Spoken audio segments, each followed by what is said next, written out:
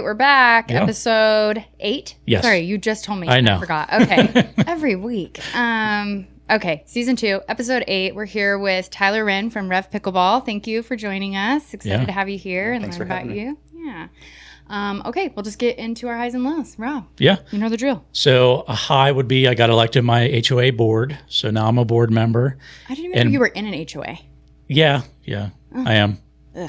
And I thought about not doing it, but it's only like $44 a month. So I'm like, okay. Wait, I'm you okay thought with about that. you thought about not doing it, so you don't have to join it. No, in the sense of when I was buying a house, I thought about not buying into an HOA area.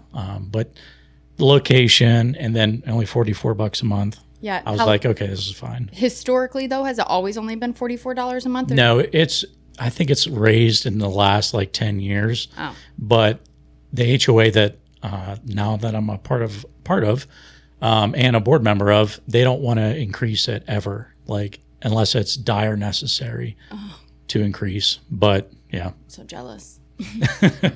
But it's nice. So, and I don't know what that means being a board member. Yeah. You're like, this is my high. I signed up and I was like, yeah, I'll do it. And what's that mean? They're like, oh. I'm like, okay, I don't know. Do you have like bylaws and stuff? Have you read through those? Yeah, I got to read through all those. Yeah. And this one lady gave me a book that I should read. A book? Yeah, it's like how to be a board member. Yeah. It's like board member for dummies, kind of thing. Yeah, that's funny. So that was cool. And then you think it's cool? It's cool now. It's cool now. Yeah, the concept sounds cool. Yeah, exactly. My brother was like, "Oh, so now you're going to be like drive around in a golf cart with a clipboard and aviator glasses and all that stuff, writing out tickets and warnings and stuff." And I'm like, "Oh, definitely. Oh my especially God. This Halloween." Oh, you're going to love it. Oh my God, you're the person I hate. Yeah. No, I'm not going to do any of that. Maybe for Halloween though, just as that would be a funny, joke. Actually, yeah. Yeah, but that, and I did some landscaping around my house, starting to, and I love that kind of stuff. Like I said before, prior to the podcast, as long as it's my house, I don't want to be doing that stuff for anyone else. Oh, so if I was to ask you to hang out with something, I'd be like, no. I would, but I don't want to. Yeah, so it's fun to do that, and besides buying flowers or all that stuff, so I'm having Des do that part. Be like, what looks good here? Yeah. Does she like gardening? She does. Yeah. Oh, that's fun. Yep. That's nice. So other than that, I think I felt like I played really good in the tryouts for draft. Yeah, you did. You did play really well. I appreciate that. Thanks. Yeah. So that felt good. You didn't make me look good, so thanks so much. I know. I was telling Des about that. I was like, we're not even competing against each other. Why are you hitting the ball at me so hard?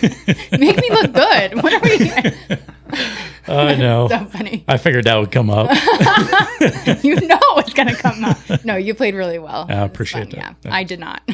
In case our listeners are wondering. I thought you did that game, but I didn't play with you any other time. So I did not. I felt like there was I don't know. First I went in there and I was like, I don't have anything to worry about. I'm not getting drafted to this league, so no big deal. I just am hopeful that I'll. What do you mean you're not going to get drafted? I won't. There's too many really good women that are. I just know there's that. 3 women on a team.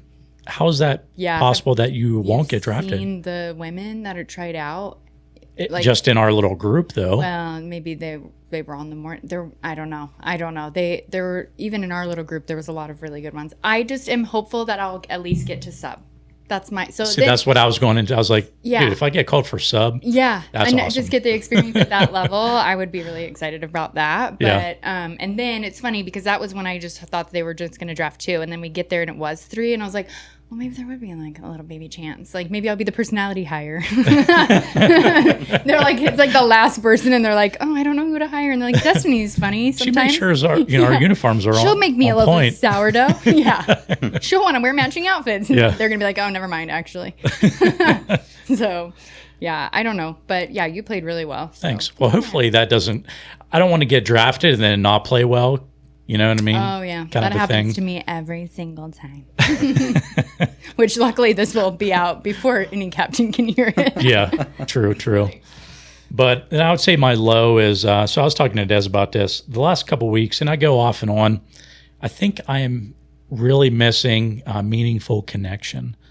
And I get in this like slump to where I feel not living close to my parents really sucks because I want to be there, especially since my dad's going through cancer and stuff like that. And then here in Utah, I only have maybe like 2 friends that I hang out with outside of like pickleball and work and stuff like that. And those are meaningful connections, but our schedules are so busy that we don't get a lot of time to spend together. Mm-hmm. And so I really feel that I need that. I need that more in my life.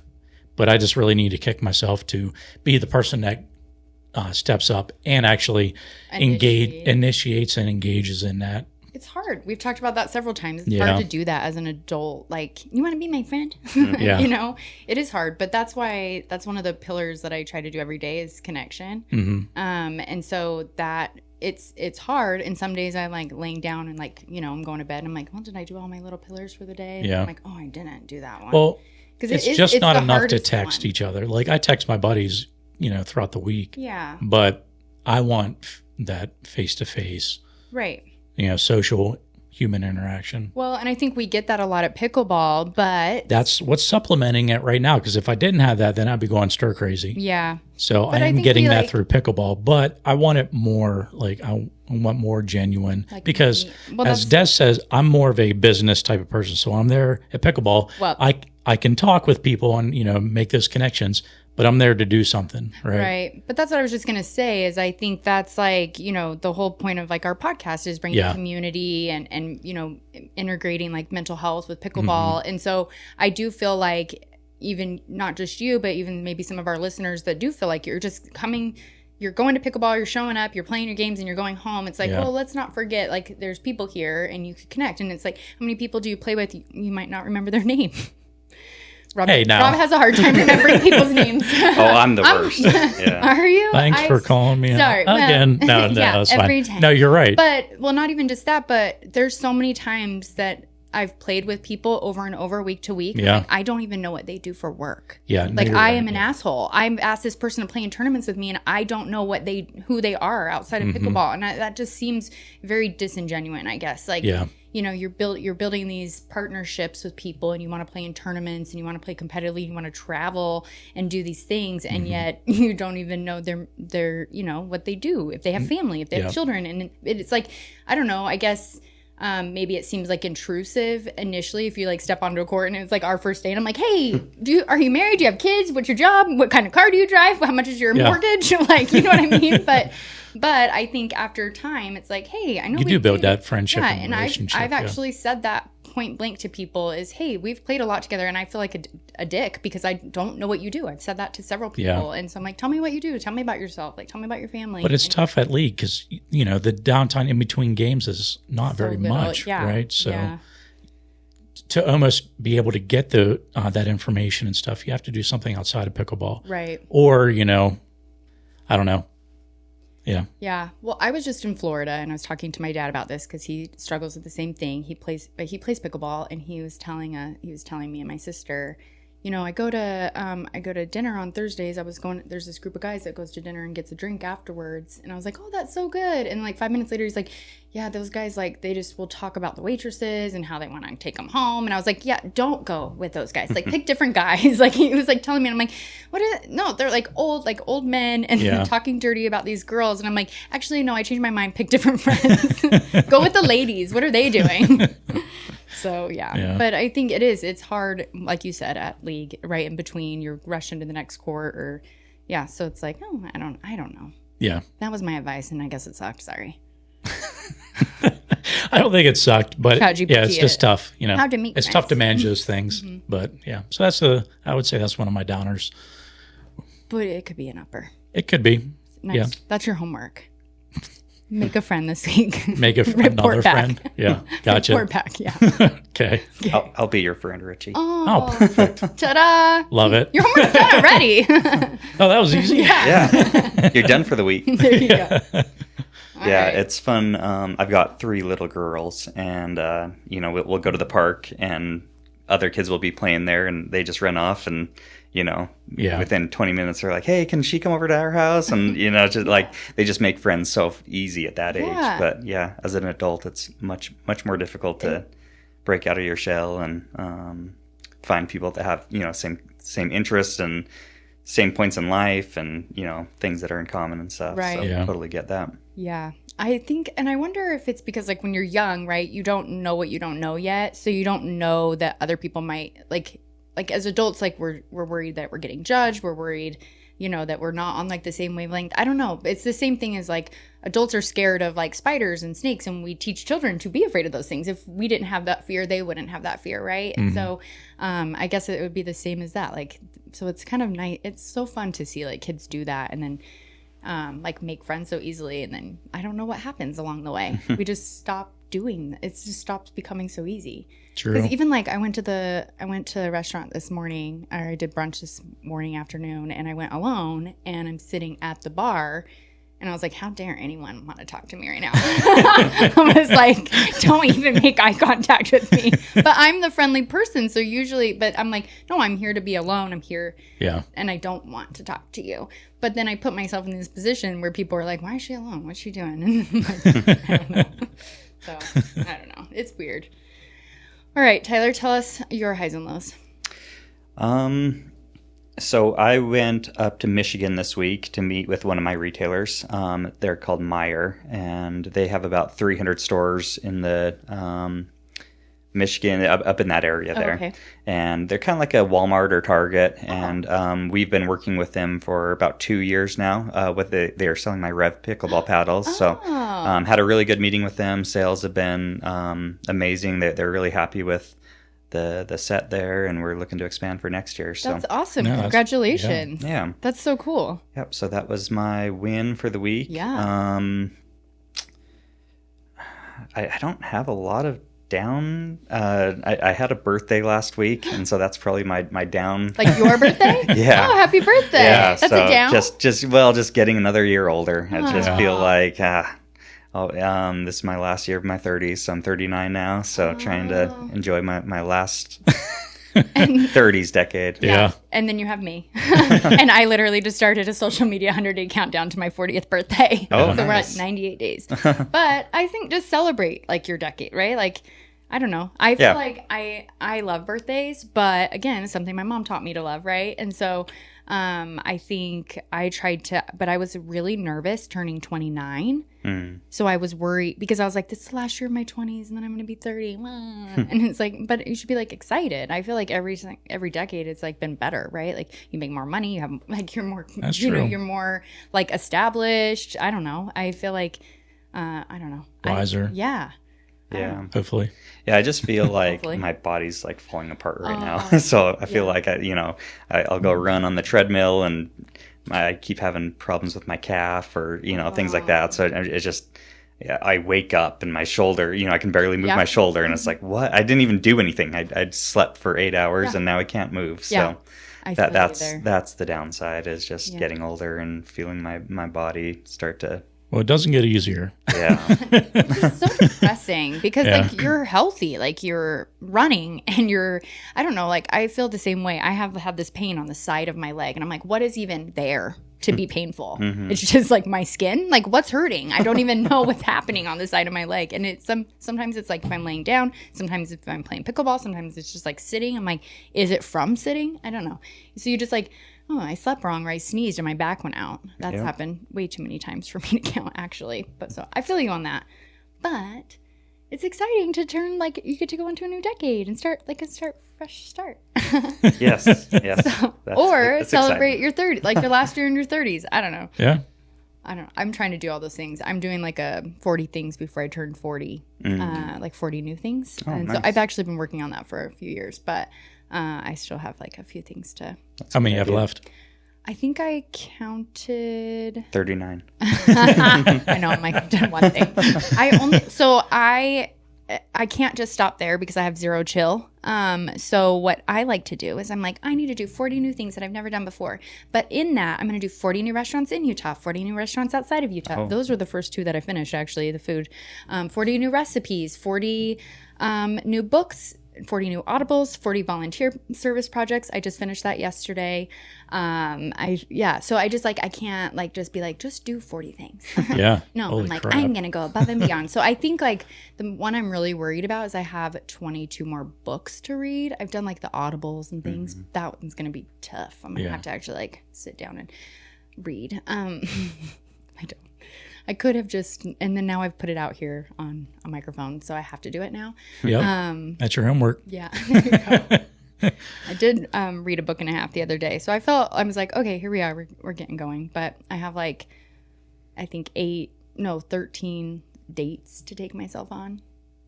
I got to do one of those today. So I don't know. That's just so is that depressing? Because you're actually sounding pretty depressed about that. No, it's just like the time. Like I have 14 weeks, so I'm like, that's like one a week. Like I've got to like nail it down, right? Like that's where I'm just like, it's starting to become overwhelming because I wasn't more prepared. Because I'm like, oh, I've got plenty of time, and then all of a sudden 39 creeps up on you. True. So 40 will be here before you know it. Yep. Wait, when was your birthday? St. Patrick's Day? No, it was the 13th. Oh, okay. Yeah. Sorry. Friday the 13th. Oh, yeah. Oh, perfect. I was born on Friday the 13th. Oh, were you? So, yeah. Oh, okay. So are you like a big fan of like all the Halloween stuff? And No, the I Friday hate the 13th stuff? Yeah, I hate any, scary movies. I don't follow like all the murder, crime documentaries and it. Like I'm like, I don't want to hear anything about that. So yeah. Friday the 13th, like all the Halloween stuff, I'm not a huge fan. Yeah, Halloween's my worst holiday of the year. So I'm a Christmas, Easter. I like the happy stuff. 4th of July. Yeah, so that's good stuff. Yep. All right. My highs and lows. My high was I started the week in Florida. My low is I'm back working. So I'm back to work. I was on vacation and then I wasn't.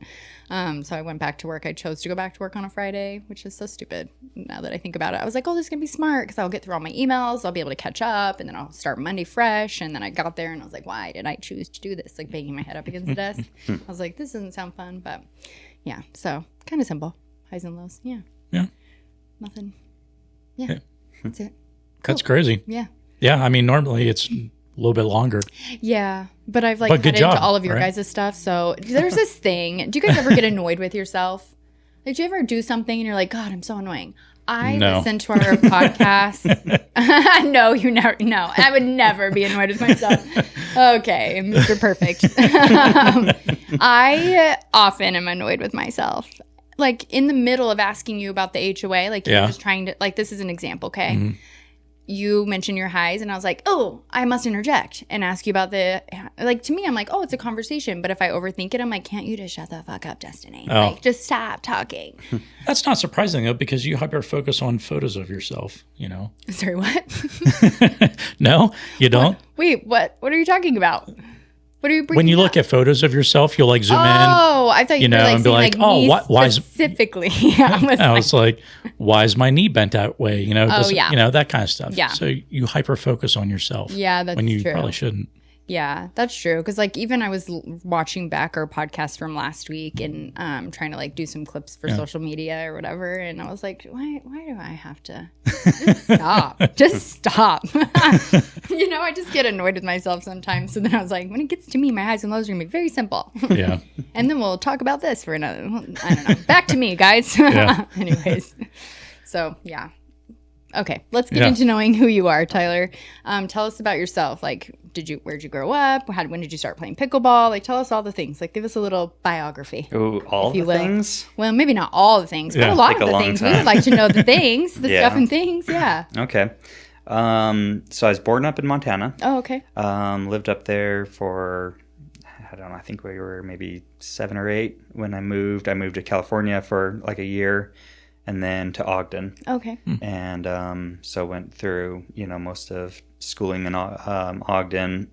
Went up to Ogden High for the first couple of years. And then we moved back up to Montana my junior year of high school, which was kind of hard. Yeah. And so I didn't last much long up there. I ended up coming back and living with my brother, who still lived here, and he was married at the time. So I was able to finish off at Ogden High and graduate there. So. Okay.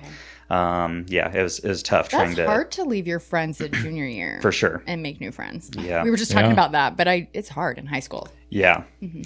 Yeah. And I had a, lot going on with sports and friends and, everything at that age. Yeah. So it was a difficult time. But it was nice being able to come back and finish off my high school. And, so at the time, I played sports all growing up: soccer, baseball, basketball, football, everything. I played baseball in high school my freshman and sophomore year. Really loved it, but our team was horrible. Oh. And I mean, like, we might win one game a season, but I think we I don't know, there's maybe seasons that we didn't even win a game. So, and I'm super competitive, and I just hated that, you know. So, by my junior year, I'm like, I'm not doing this again. I hate doing all this practice and you know, everything just to feel defeated every single week. Yeah. So I'm like, I'm going to try a new sport. And the other option that, you know, during the spring was tennis. And that was more of a singles, you know, you could play by yourself and didn't have to rely on a full team and stuff. So I'm like, I'm going to try that out. And so I, you know, just picked up a racket, never played tennis, you know, before in my life. So went out there and just kind of tried out for the team. I made the team. Oh my gosh. And nice. Must be nice. Well, I mean, to be honest, it wasn't like too hard to make the team. Pretty much everyone kind of made the team, but then you had to like try out for JV and varsity. Gotcha. And so, but my coach, you know, saw that I, you know, was semi-athletic and was like, you know, hey, I'll work with you. And so he kind of worked with me personally a lot and put in a lot of time with me. And within, you know, 3 or 4 weeks or something, I was able to make like the very last spot on the varsity team. So it was, you've got your first singles, second singles, third singles, and then you have 2 doubles teams. Okay. So I was on the second doubles team, you know, and but it was great. I was able to gain a lot of experience, and me and my doubles partner did really well. I made it to state. You know, we won regionals and made it to state, and so I fell in love with tennis pretty quick. Yeah. And then by my senior year, I made it up to number 1 singles, and so I played that spot for and you know, same thing, had a lot of, you know, good success with it. And I was very unorthodox because I didn't grow up with lessons and all the training and stuff, and so everything was self-taught. And oh my gosh, the other kids were probably like, this guy marches in here. Well, my coach at the time, he gave me this book. He's like, you would appreciate this book, and it's called Winning Ugly by Brad Gilbert. I've looked at that. We talked about that with Malaya and Christy on podcasts. Oh, yeah. Yeah. So he's like, this book reminds me, and I'm like, I don't know if this is a compliment or, you know, not, but I was kind of known for an ugly, you know, style of play, but you know, I'd win a lot and did well with it. It was working. Yeah. So that kind of started my racket sport, you know, love of racket sports. And after I graduated high school, I went on a mission. I was old for my grade, so I was actually 19 when I graduated high school went straight on my mission like a month later. Oh, wow. And where'd you serve your mission? I was in New York, Western New York. Oh, okay. Yeah. And so enjoyed my time out there, came back, and I planned to go to college. I had saved up a bunch of money and had an account ready to go to college, and I went to Weber State. I was going to try to walk on the Weber State tennis team. In high school, I had accomplished a lot of the college credits I needed, and so I almost had my associate's degree, and went there, and they're like, oh, because it's been over 2 years now, those credits all expired, and you're gonna have to. I didn't know that. Well, I think they've changed it since then, but that was at the time. Was it like the concurrent enrollment or something? Yeah. So I mean, I did math 1010, 1050, 1060. Oh my gosh, and it didn't even count? History, I had English, like I had all of these credits that I was like, I've got a huge head start, you know, I'm going to walk in, and they're like, oh yeah, you're going to have to, you know, those expire after 2 years. Yeah, because like I think 1010 or 1050 is like one of the hardest classes to pass at Weber State. Oh my God. Well, and they said if I had even done one semester of college before I left, then they would have all been fine. But because I went straight. You weren't technically enrolled, right? Yeah. Ugh. So that's annoying. It was, yeah. And so I'm there at all that orientation. Work in high school for nothing? Yeah. Sorry, I didn't mean to cut you off, but I'm just like still thinking about that because I did I pretty much did the same thing, and I cannot imagine like if those all would have just not counted. Yeah. It was I'm tough. so sorry. Okay, sorry. I'll let you continue. So, I'm just like sick for you. Yeah, I had about, 15, 20,000, I think, saved up and, ready to pay for my first semester of college. And I went through orientation, and, when they told me that, I just kind of like got up and walked out, and I'm just like, I don't know. I don't think I'm going to do this. Yeah. And so I went, I was talking to my brother, and he was kind of getting into real estate at the time. He's like, you should start, investing in real estate. And I was like, yeah, maybe I should. And so I instead went down, signed up for to become a realtor. I got my realtor license and kind of just try to learn about real estate in general, and started looking for properties. Found my first property, so I took that $20,000 I had and put it all on this property that was kind of a fixer upper, and bought my first house. And I was only less than a year off my mission, so I was still pretty young, but just wanted to get going on that. And so started doing that pretty early on, and never went to college. And so good for you. At the time, I had some friends that owned a business that their parents owned this business that was kind of a wholesale business. So they would do a lot of clothing items and sell to Walgreens and Rite Aid, and like T-shirts and pajamas and blankets and things like that. And so I started working for them just in customer service, but kind of eventually built myself up to being one of their full-time salesmen. And I love the sales aspect of wholesale, and got to know that process really well.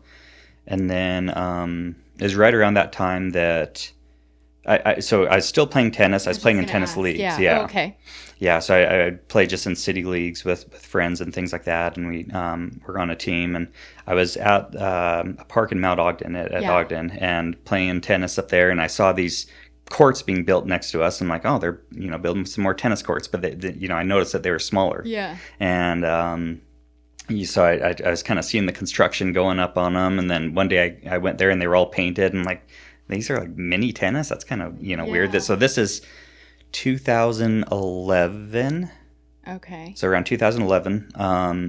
So 15 years ago, and I'm over there waiting for my friend to show up. He's always late, and so it's he doesn't show up for like 30 minutes. I'm just sitting there by myself. I'm like, where is he? And there's this guy over on the courts, man. He's an older gentleman, and he's kind of waving me over. He's like, hey, come over here, come try this out. And I was like, I'm okay. My friend should be here any minute. And he's like, just come try it for a second. I'm like, all right. So I walk over there, and he introduces himself. He's like, I'm John Golo, and I'm the one that funded to build these courts, and I'm trying to get people. I did not know that he did that. Yeah. Oh wow! I was like, I know that name. I think he runs a tournament in Bergam, or used to maybe. Yeah. So I'll get into that a little bit. I was like, wait, I feel like I know that name. Okay. Yeah. So he was a pretty successful businessman.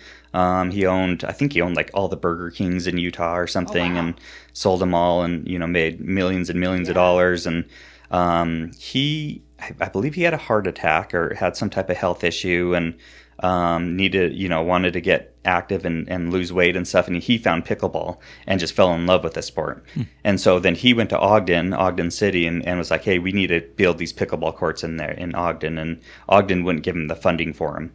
So he said, I'll put up my own money and build them, for you. Just give me a space. And so he used his own money to build the first 4 pickleball courts there at Mount Ogden. Those are some of my favorite outdoor courts to play on. So pretty. Yeah.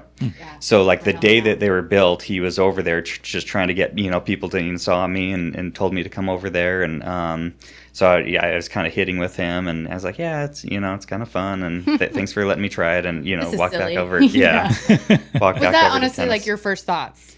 Like, what were your first thoughts as you're like, what the heck is that? Like big ping pong? Like, yeah. I mean, it's more just kind of like, it's just kind of a fun little, hobby type thing, kind of like a ping pong or something. Like, I don't really see I'm myself. I'm gonna go back over and play the big kids sport. Yeah, for sure. So that's kind of how that all, worked out. But, I continued to see him over there, and he kept calling me over, and eventually more and more people kind of started playing. And so I started playing, and, eventually I just started playing more of that than I was tennis. And, he's like, I need to introduce you to a group of people, this couple that they're younger, they're closer to your age, and they're really into pickleball, and I think you could grow your abilities because you already have kind of a tennis background, and you could get better at pickleball playing with better players. So he introduced me to Kyle and Trudy Klein. Oh yes. And so he's like, they're up in Brigham City, but they'll come down. And so they came down, and I met with them and started playing with them, and nicest people you'll ever meet. And so Kyle's like, you got to start signing up for these tournaments, and they have this nationals tournament down in Arizona, and I'm like, I'd probably not gonna take it that far, to be honest, but he kind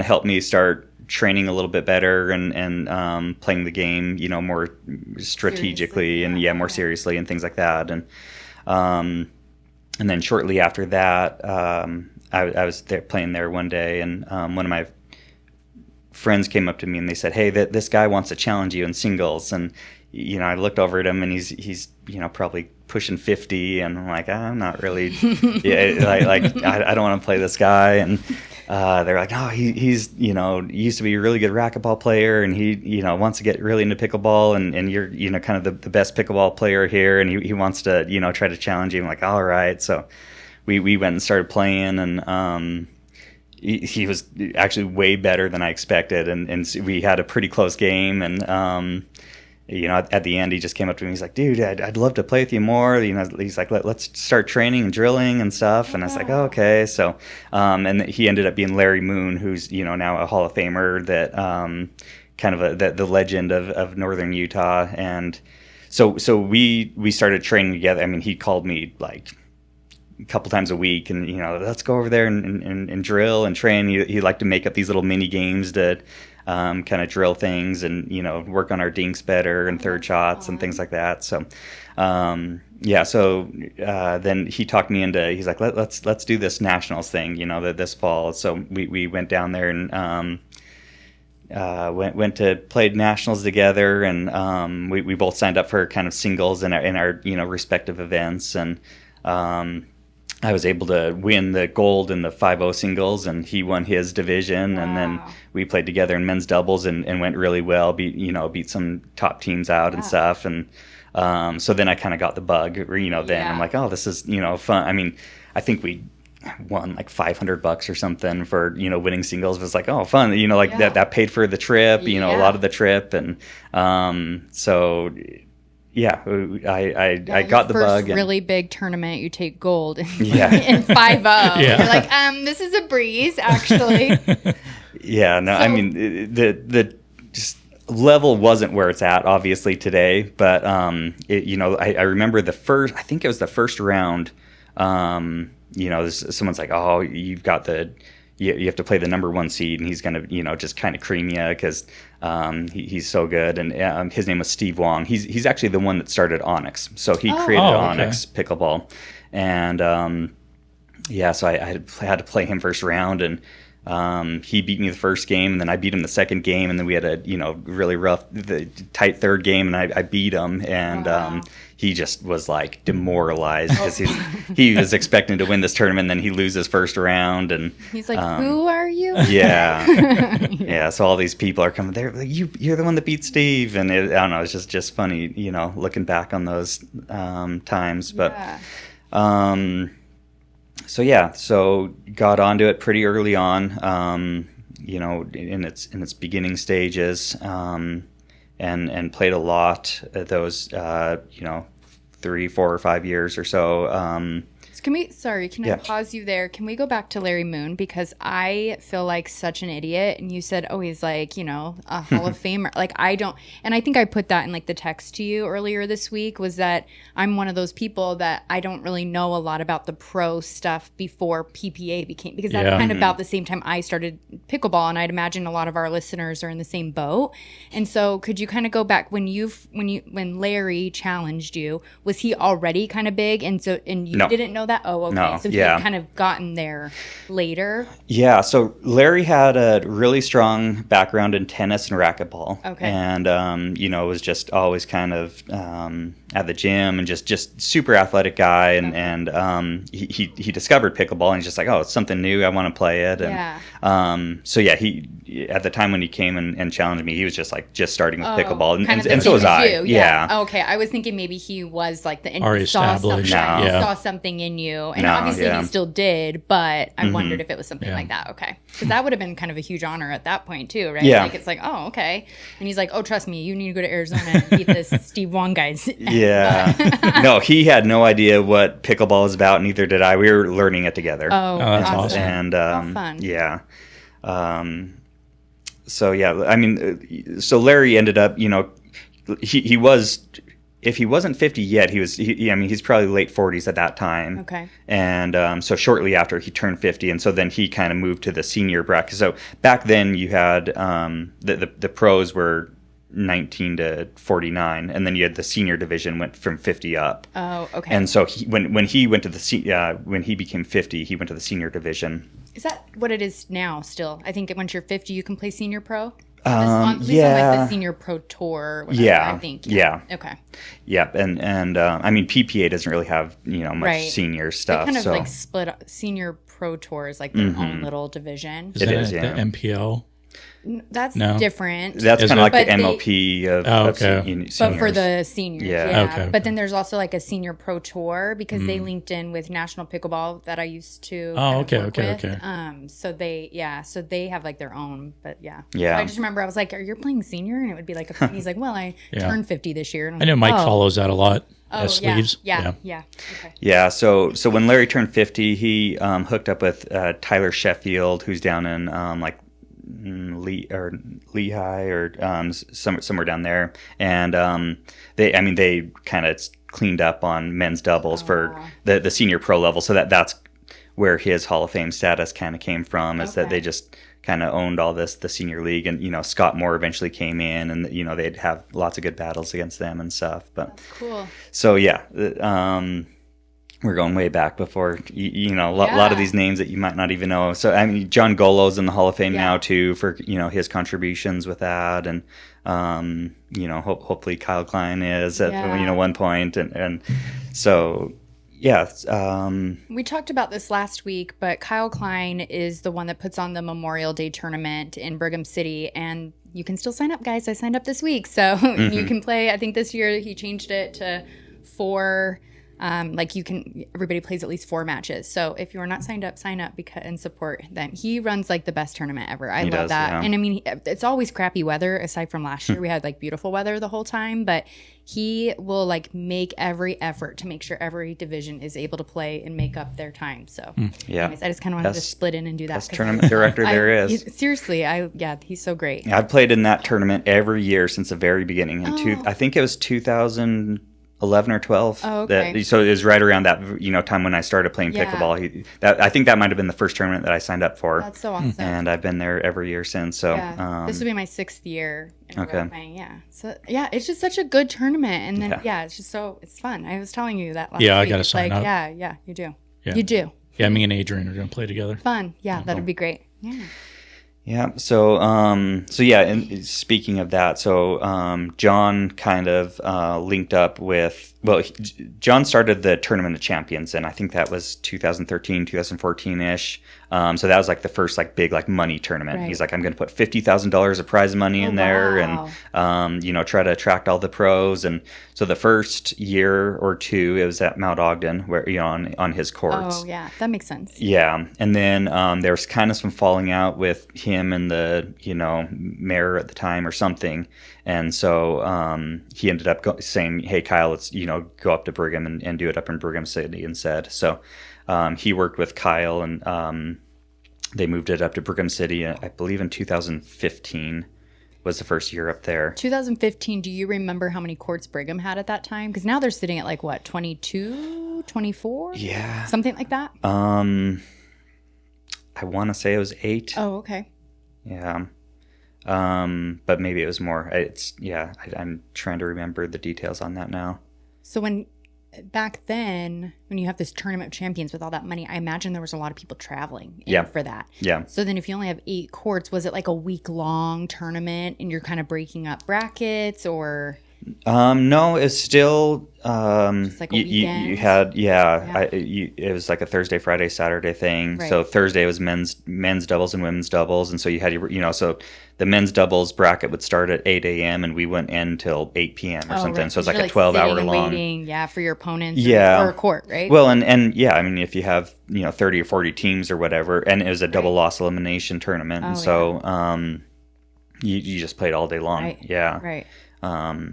I think that's the biggest difference in tournaments lately. Yeah. That I've noticed is people they're like, I had to wait. I'm like, 30 minutes. Shut up. I'm like, yeah, you've got a break. You got to eat a snack and drink a drink. Like, calm down. Yeah. And I mean, Kyle runs them super efficiently. So, there wasn't a lot of time in between, but you played a lot of, you'd play 8-10 matches, in a day. And take you 8-10 hours potentially. Yeah, exactly. Right? So, and at that time you would have like a lot of kind of regional tournaments. So, St. George had a big tournament, the Fall Brawl and the Shootout, which I think they still do. There was a big tournament kind of in Bend.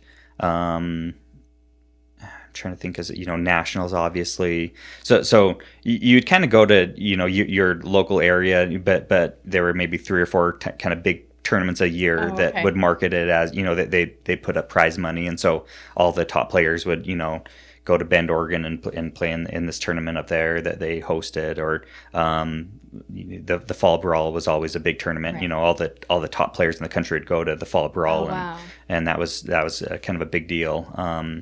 And nationals obviously. So it wasn't like the tour that there is now, but it was just kind of so TOC became one of those stops that all the top players would put on their calendar and be like, hey, I'm going to go try to win that one. Yeah. So in early 2015, I had I think actually Kyle might have reached out to me and said, hey, this girl contacted me, and she's going to be in Ogden for like 6 months or 3 months or something like that.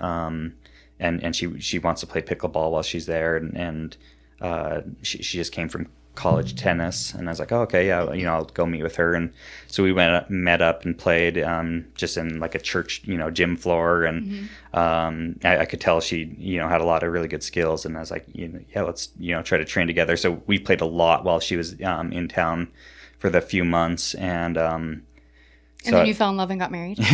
No. Oh, I was like, oh my gosh, is this going to be how you... I was already married at the time. Oh, okay, sorry. Yeah, and she was too. So her husband was actually here doing some type of work or something. Oh, okay. And so she was here with him. Oh, okay. But man, I was ready. We didn't get married, but I asked her to play TLC with me. So that's where that came from. Same type of proposal. Exactly, yeah. Some might say harder. Yeah, yeah, that's true.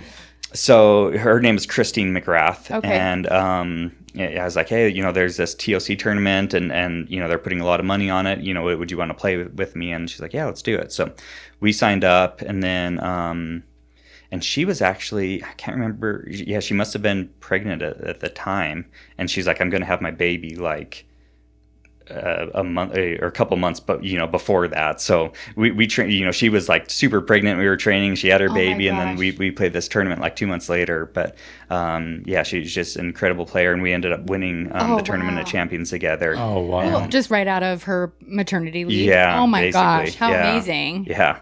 So, and it was the same time we were having, my wife was pregnant with twins, and we had our babies like a month apart and stuff. And so it was kind of fun, but, so that was, fun, being able to win the biggest tournament of the year, the big prize money tournament with her and stuff. And our names are still on the trophy for the Tournament of Champions. Cool. That is awesome. Yeah.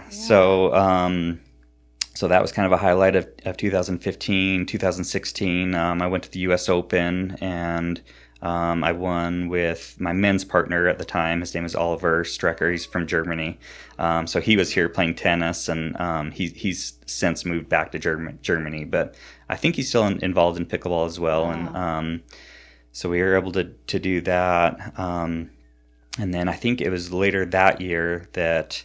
So Christine moved to California and was living in California, and I think that year, maybe the year after, another person called me up and said, "Hey, this girl's getting into the sport and wants to learn how to play pickleball." And so I went down there and met with her, and I was like, "Yeah, you got a lot of skills. Let's start training together." And so we just trained for about 6 months and started playing tournaments together, and that was Callie Smith. And oh wow. So yeah. Okay. So me and Callie played for probably 2 years, and would do all the fall brawls and the shootouts, and played nationals together. And and so I got to know her super well, and her husband, and we became really good friends. We're still good friends to this day. Oh, that's awesome. So got to play with her a lot. There was a tournament, let's see, I think this was in 2019, that I was wanting to go to the Texas Open. It was the very first Texas Open, and she asked me, the tournament director reached out, and she's like, hey, we'd love to have you here. We'll help with your travel to get down here and stuff. I was like, okay. So I found a men's partner, and Callie couldn't go with me for some reason. So I was trying to find a new mixed partner, and I reached out to a lady that I know that was just an amazing pickleball player at the time. And I said, hey, are you going to Texas? I'd like to play mixed with you if you could. And she's like, I've actually got a mixed partner already, but if you want to play with my daughter, you can. And I was like, I probably could. And she's like, she's just a 4-5 right now. She's so, a pro is going to be a big leap. So I don't know if you want to do that. And I was like, we can give it a try. And she's like, well, and she's also 11. And I'm like, I don't know if I want to do that. So I'm like, let me reach out to a couple other people and see what I can find first. So I tried to text some other people, and no one else could. So as I've already committed to my men's, doubles partner, and I was going to play singles. So I just reached out to her, and I was like, yeah, I'm going to be there. I'd rather play, than not play. So let's do it. And so I went down there, and we started playing together, to kind of warming up. I'm like, oh man, she is really good for an 11-year-old.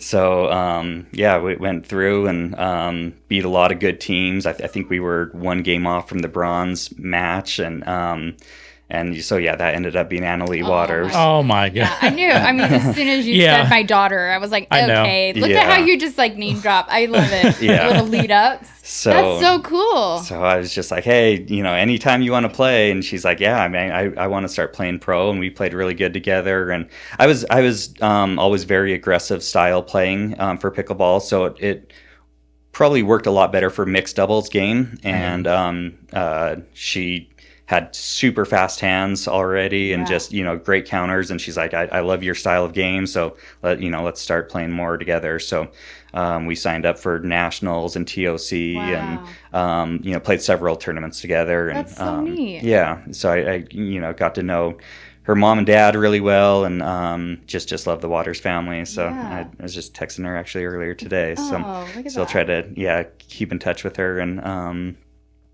we did really well at nationals that year. That later on we played TOC. We had played Ben Johns and Jesse Irvine in that tournament, and we actually gave them a pretty good run. We were up on them on game one, and right after that match, I was kind of looking over and saw Ben going over there to talk to Anna Leigh. I'm like, get out of here. This isn't going to take long. So shortly after that, she kind of started signing up with him, and went with him after that. But it's fun experience being able to play with her from the very beginning, and see how fast she progressed in that year. Yeah, so that's crazy. Wow. Yeah. I mean, just watching our local juniors, just watching them just from last season with high school. I volunteer a lot with Helen Monson on the high school, the Utah High School Pickleball Association, and just watching those kids from last year to this year is crazy how much they've grown, and they're not even playing at the pro level, but just so I can imagine how fast she learned and came up. So that's crazy. What neat experiences for you. Yeah. To be able to travel too. You were young when you started doing that. And to be able to travel and play this sport that we all love. And then you're winning money, and how fun. And you were married young, and would your wife travel with you? Sometimes. So we had the twins in 2015. And so then, travel kind of slowed for her quite a bit. We still, brought them around a little bit. I got sponsored by Paddle Tech, I think, in 2015. Okay. They were my first major sponsor. Yeah. And then in 2017, they sent us on a European tour. So we went, it's like Kyle Yates, Christine McGrath, Chris Miller, all the paddle tech team at the time. We went to Europe. We started in England, taught some clinics there, went up to Amsterdam, went to, I'm trying to think of where we all were, Italy. Oh, it's like my dream. Yeah. And they had this, the first like Bainbridge Open is what they called it. So it was like Team Europe versus Team USA. Okay. And so we met in Spain, in Madrid, and had a big tournament there. And, oh, wow. So my wife was able to come with me on all of that. Amazing. And yeah, it was a fun, really fun trip. Yeah. So yeah, I had that cool experience. Does your wife play at all? She does, just kind of for fun. Okay. Yeah. What about your kids? Because I mean, my your girls, twins would be 11 or 12 now? The twins are 10. Oh, okay. And they are getting into it quite a bit. Yeah. Oh, that's so great. They're liking it. They're really good soccer players. Okay. So they love soccer. Kind of like Anna Leigh Waters. Kind of like Anna Leigh, yeah. Yeah. So hopefully they follow in her footsteps. But that's awesome. Yeah. So also in 2015, I guess, is when I started a new job. So I was working kind of the clothing wholesale one, and then this new opportunity came, which is like a barbecue accessories business, and they wanted to start getting into retailers as well. And so I was like, yeah, I could help you, do that. So I signed on with them and, got them into Walmart and Lowe's and Target and Cabela's and, lots of retailers across the country. So this is kind of making sense on how you were able to get your, because exactly. I was wondering how that connection of the Midwest and not more. Yeah. So that's great. Okay. Yeah. So, So I started reaching out to all these retailers and was very successful with the barbecue accessories. And so at the same time I was playing pickleball, so I mean, at that time, there wasn't a pro pickleball where that's what people did full time. Right. Mm-hmm. So, everyone had their full-time jobs, even the top players in the country. We all had our own full-time jobs. Yeah, you'd have to. You're not making your mortgage payment with $500. You know what exactly. I mean? Yeah. Right. So And I mean, there were the tournaments that you'd make, $4,000 or $5,000, and it was an awesome stuff. But you can't rely on that, right. and most of that went to travel expenses and everything anyway. So, so everyone had their full time jobs. You'd play a couple times a week, and then you meet up 4 or 5 times a year and play in some tournaments, and it's just fun. But I mean, everyone was super friendly. Everyone would go out to dinner afterwards, or we'd all hang out, and it was just kind of a big fun party. Yeah. So, that's awesome. Yeah, and then. So in 2020-ish, right around this COVID time, is when the pro tour kind of started, kicking off. Well, so John started his own pro tour. I want to say 2017-ish, called the PPF, the Professional Pickleball Federation. Oh, okay. And so he got the Tournament of Champions. That was but that was just like one tournament. Right. And then he's like, I think we need to have multiple tournaments, they're all connected in different cities and things like that. So he had the vision before, for sure. Right? Yeah, yeah. He had that vision and kind of put it together. The first stop was in California. And I played with Christine McGrath there. Okay. We got silver there. Simone Jardim and Aspen Kern, we played them in the gold match, and they got the gold. Wow. But yeah, I mean, I played Tyson. Tyson McGuffin was there, and Kyle Yates, and I'm trying to remember all the people. But yeah. So yeah, it was a kind of the fun first stop of the tour, and I can't remember how many, maybe 6 or 8 different tour stops that year that he had, and so yeah, that's kind of the first of the pro tour that they kind of started get going. And then 2020 comes along, and APP kind of pops up and kind of starts their own thing, and then PPA comes along, and they're kind of getting going, and then that's when COVID hits and all the tournaments kind of shut down and stuff. And I was trying to decide, because I could kind of see that people were making that choice, right around that time. Like, do I play pro pickleball? Like, I've got to go into this full time. Like, I can't just do this on the side anymore. Right. And so, to play at that level, you have to spend a lot of time drilling, I imagine. And yeah. So these people are going to be, training for, 20 hours a week and playing and going to all the tournaments and stuff. And I've got a young family. I've got, I'm still doing my real estate stuff. I'm still, trying to do my business that I'm working on with the barbecue products. And it was kind of too difficult for me to make that decision of like, I'm just going to, drop everything and try to be a pro pickleball player. Yeah, that's hard. I mean, because you couldn't see what it could be, right? Yeah. Like nobody would have thought it could. Maybe you guys did, and you had hope for it to get to where it is now. But it's that family dynamic, I was going to say you have a responsibility. You're raising a family. You've got to support your family, and that would be a really tough decision. Yeah.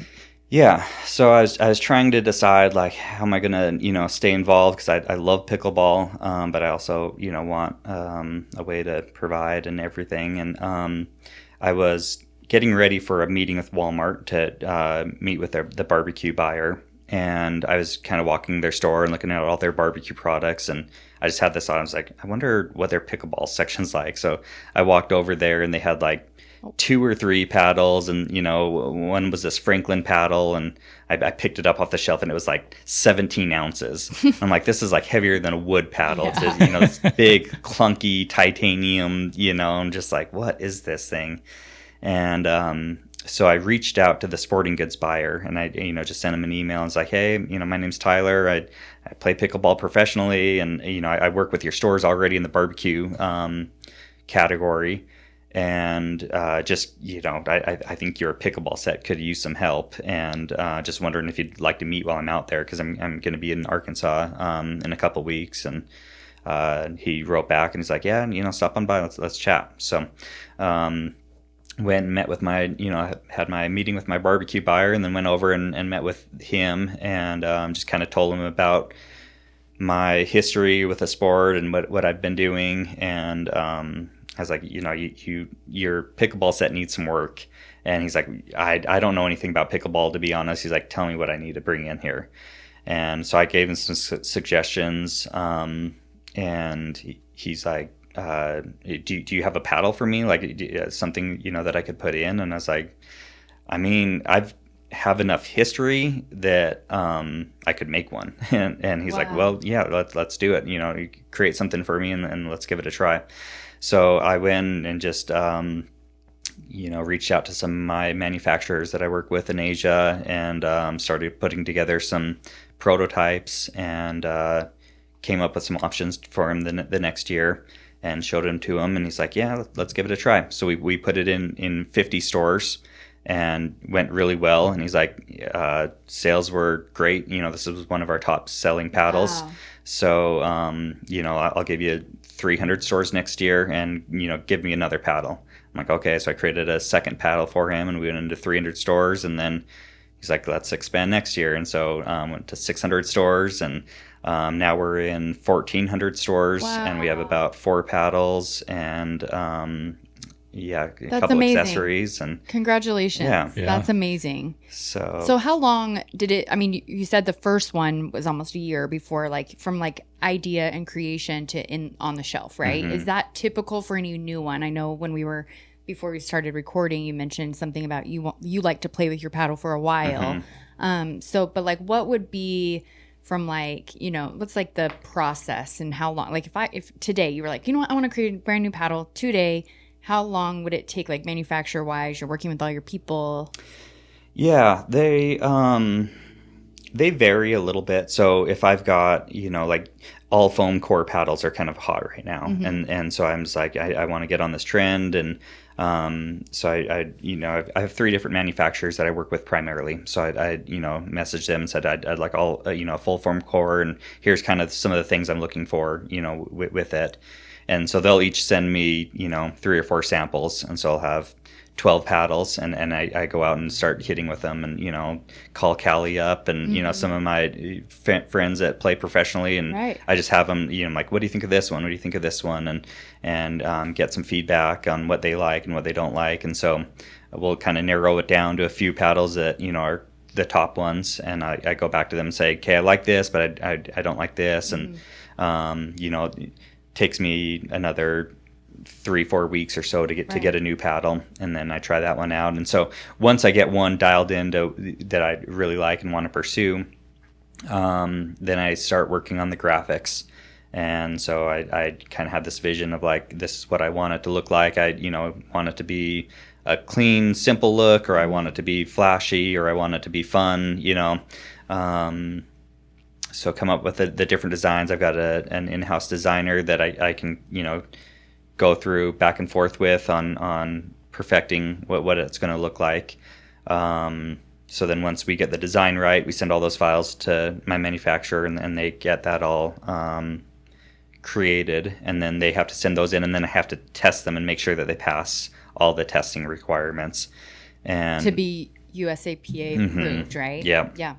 So and that process can take 4 to 6 weeks. So I'll send the paddle in. I can expedite them. It's a couple $1,000, and then you can pay a couple thousand, and they'll test it within like 5 days. So it cuts it down from 6 weeks to 5 days, which sometimes I need to do. Right. So I've done that before, and sometimes it doesn't pass. It's too powerful, or too much grit or whatever. Right.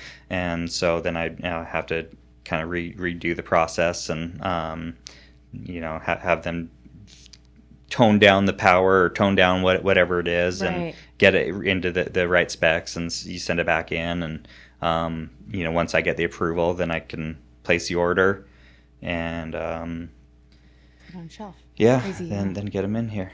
So you guys, you started that in 2021?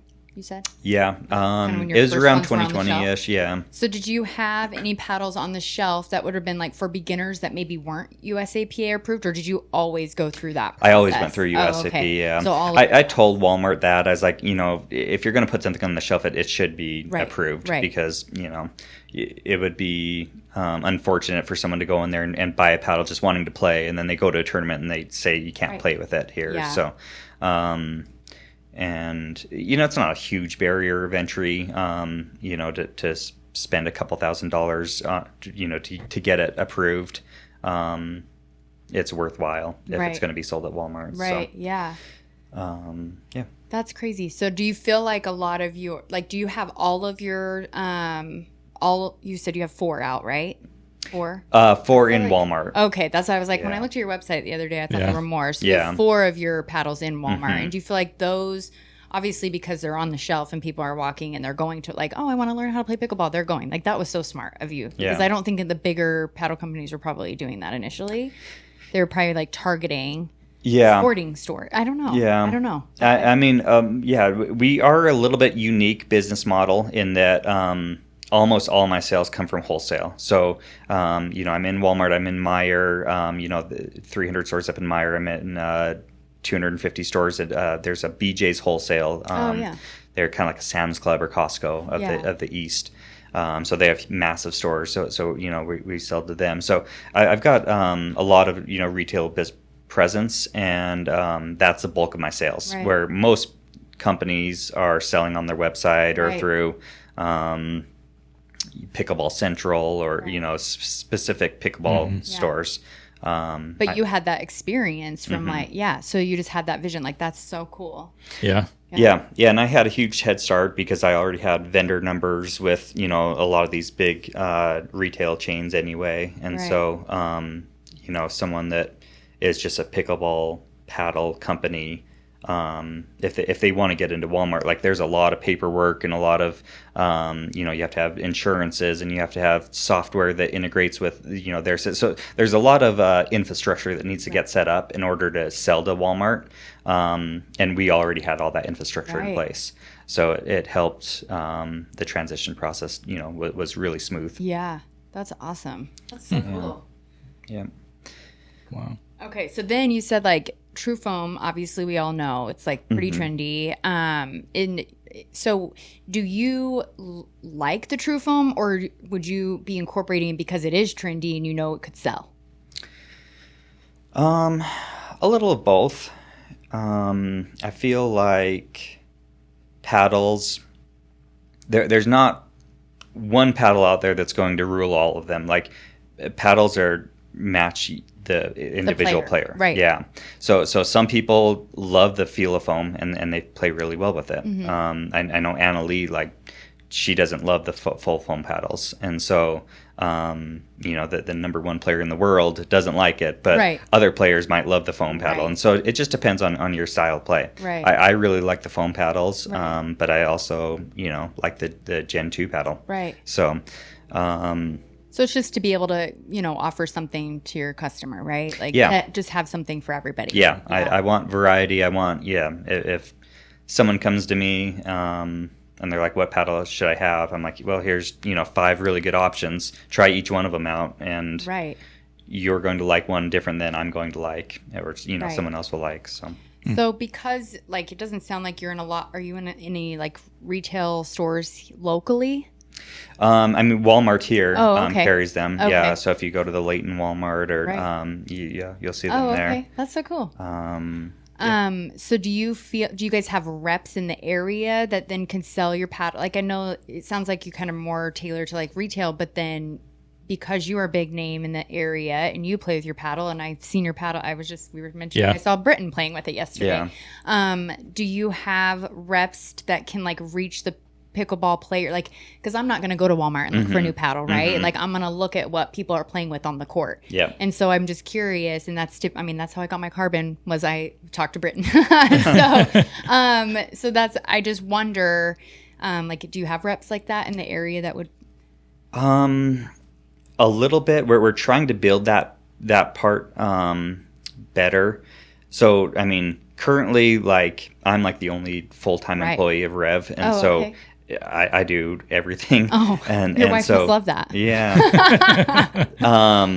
So my business partner that does the barbecue business, he has the warehouse. So we've got warehouse employees. We have an accountant. We have office manager and things like that. So they kind of all help out with REV stuff, but like no one's like dedicated REV employee. Like I'm the only like dedicated REV employee. Gotcha. So I'm the one doing all the sales and all my time goes into the retail accounts. And so we just are trying to start an ambassador program now where like people that are like the REV paddles and they're like, hey, I want to start promoting this. So we're like, okay, here you can sign up to be an ambassador now, and you can there's all kinds of perks with doing that. You can get them at wholesale pricing, and you can resell them to your local areas and make money off every time you sell a paddle. You get discounts. You get the kind of the first one to when we get a new paddle, we'll send you the new paddle out to try out and things like that. That's cool. So that's where we're just kind of starting. Okay, we're I did see that on your website. Yeah.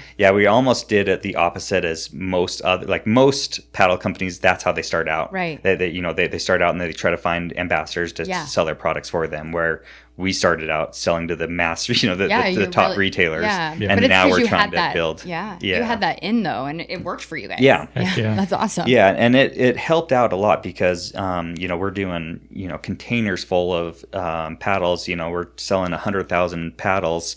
And so I can get my pricing, really competitively priced. Right. And so that's how we can sell our paddles for so affordable. I actually was I think that might have been a question that I had, or maybe I took it off, but I was going to ask that because I feel like your guys' paddles are like way less expensive than some. You're looking at most definitely Boom or whatever I call it, the Sonic Boom. Boomstick. Yeah. It's $300. That's insane. Yeah. And I actually wondered because we had on the podcast last week Greg Storm from Rain and Wind Paddles. Oh, yeah. And he's out of Florida. And he was telling us that they recently just increased the pricing to get your paddles USAPA approved. Oh, okay. And so I wondered if maybe that's why all these paddles have continued to just go up and up and up. But it's because people are playing and they want the newest technology. Yeah. So I wondered, but I love, like I saw your guys' price point and I was like, this is super affordable. And when you're constantly wanting to try different things, it's hard to pay $300 multiple times per year for this paddle that you're. Well, yeah. And when you look at the, we'll take Yola, for example, their marketing budget, and how much, they're paying on sponsored players, millions of dollars that they're spending on players and with the PPA and commercials and just, they have a huge team, massive team. And I mean, they're selling millions of paddles. So they're doing something right. But, that's the reason that their prices are so high, whereas with me, it's me by myself. I have no marketing budget, and so I'm like, I can sell a paddle and make, 10 or 20 bucks off of it and be fine. Yeah. Whereas, they're selling a paddle and they're making $250 on their paddle. And, I mean, it's the same paddle. It's the exact same thing. It's just they spend a lot of money on branding and marketing and, paying players to use them, and I don't have to spend that money, and so I can offer it for cheaper. Yeah. So go ahead. Is there a lot of different manufacturers over in Asia, or are they more centralized in just like a few small areas?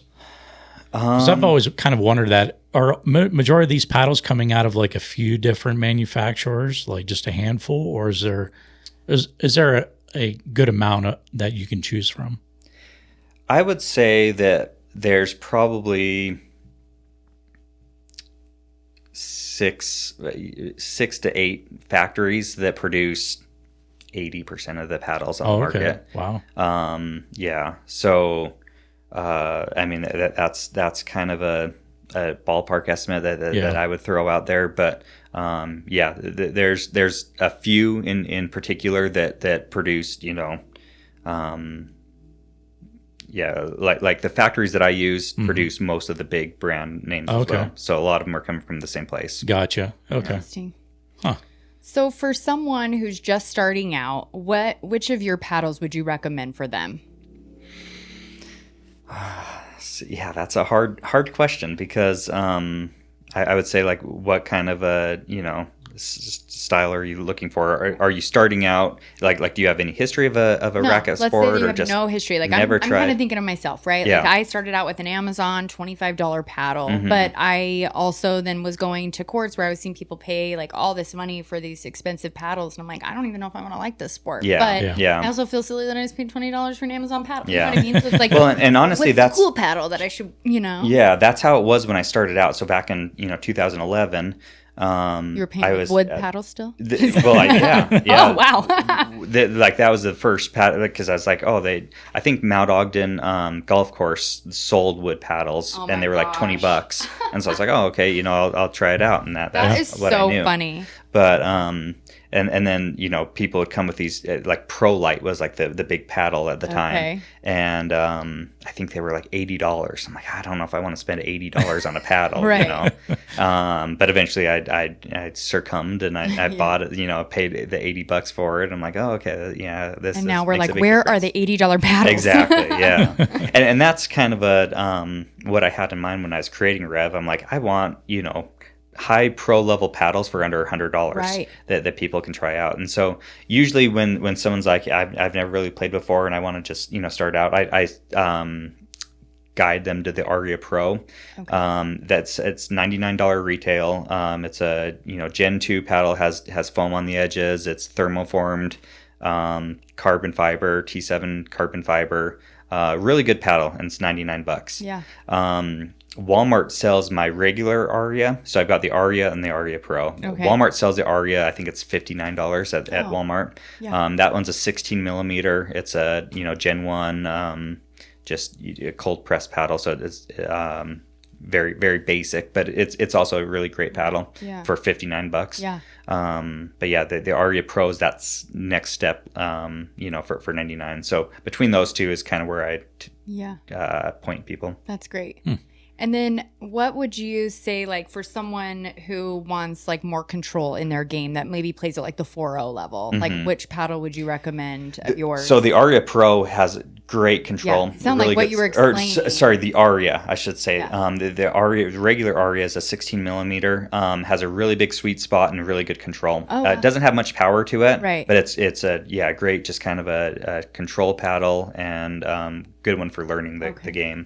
So then your Pro would be maybe more of a power. Yeah, it's a 14 millimeter. It's a little bit of a step up, has a little bit more pop to it. Okay. And then which of your paddles do you play with? So right now I'm doing the Radiance, which is the foam paddle, the full foam paddle. And yeah, I've loved that one. It has a really nice gold shiny edge guard, and get lots of compliments from people. Pretty. Yeah. So I like your basic, like just the black with the white lettering. Yeah. I'm like, okay, I like Really? that. Yeah. I don't know. Like the basic ones, but you play with a lot of different crazy colorful ones. Well, yeah. Yeah. So, True. but the gold, your gold trim. The black and gold. Yeah. Yeah. Yeah. Well, I went to Roy High, so black and gold all the way. Okay, there you go. Nice. That's what it was. So, all right. Can you explain? So, if you wanted more pop or power how does that go into manufacturing? I don't know much about the inner workings of a paddle, but let's say that you wanted more of a power. Would that be, I guess, in a foam? I don't even know. I haven't even played with any of the new foam ones, so I have no idea. Is a foam more control, more paddle, or is it a mixture of both? Or the foam typically will give it more pop to it. Okay. So when the Gen 2s came along, for people that don't know, paddles originally were literally a honeycomb core. Yes. With a sandwich of a face, and so you could have graphite or fiberglass or carbon fiber. So two pieces of carbon fiber that got, and then the edge guard kind of helped hide the honeycomb. Correct. So when you take off the edge guard, you can see the honeycomb inside of it. Yeah. Gen 2 came along, and it's a new process called thermoforming, where they actually put the paddles in like a like an injector mold? It's not an injection mold, but it's like a kiln, or I'm trying to think of what the name just kind of escaped. Like an oven, basically. Okay. And they heat it, and so the carbon fiber now surrounds the entire paddle. So it's encased in the carbon fiber. So if you take off that edge guard, it's fully solid, and that's why you can have edgeless paddles now. Edgeless paddles that are fully encased. That's a thermoformed paddle. Okay. And so once you started doing that, you could put foam on the outside of it. So then they inject foam in the perimeter of the paddle, and so that was the first like Gen 2 paddle that came out, and so that added more power. And then the Gen 3 was a second layer of foam inside of that, and that added even more power. How does adding more foam on the outside actually create more power? Is it just increasing? I guess I don't understand. Yeah, it almost gives it the paddle like a rim, and so then you have more spring inside on when it hits the inside of the paddle, like the sweet spot of it. So you have this rim of more dense material, rebounding off of it quicker. Yeah, and you'll get a similar effect when you put tape, lead tape and things like that. Once you weight your paddle, you're going to have more power to it. It increases the swing weight. Depending on where you place your weight, right? I feel like. But anywhere. Either way, yeah. Yeah, you would. Okay. Yeah, if you've got the tape at the top of the paddle, you're going to have a higher swing weight. But even down at the lower, it'll still be more stable when you put it down at the bottom, but you'll still have better power to it overall. The more power in the paddle. Yeah, I went from the gearbox one that got banned. The pro, I don't know, it was the elongated one, and I loved that, and I can understand why it got banned. And then I went to the carbon, the true foam, and I had to weight the top because I could just tell like there wasn't as much power, but it did help me slow things down a little. So that was good. But yeah, so I'm just trying to obviously correlate what you're saying, and because I was having a hard time understanding it as well. Yeah, the technology behind it is. I don't understand baffling. it. Yeah. Baffling. Well, and then like the thickness of the paddle is going to determine a lot. True. So usually the thinner the paddle, the more power you're going to have, and the thicker the paddle, it's going to absorb more, and so it's going to be a more control paddle. Yeah. So if you have a 16-inch paddle, it's going to be more for control. That's what I typically play with. Paddles for dummies right there, guys. The thicker the paddle, the slower your game.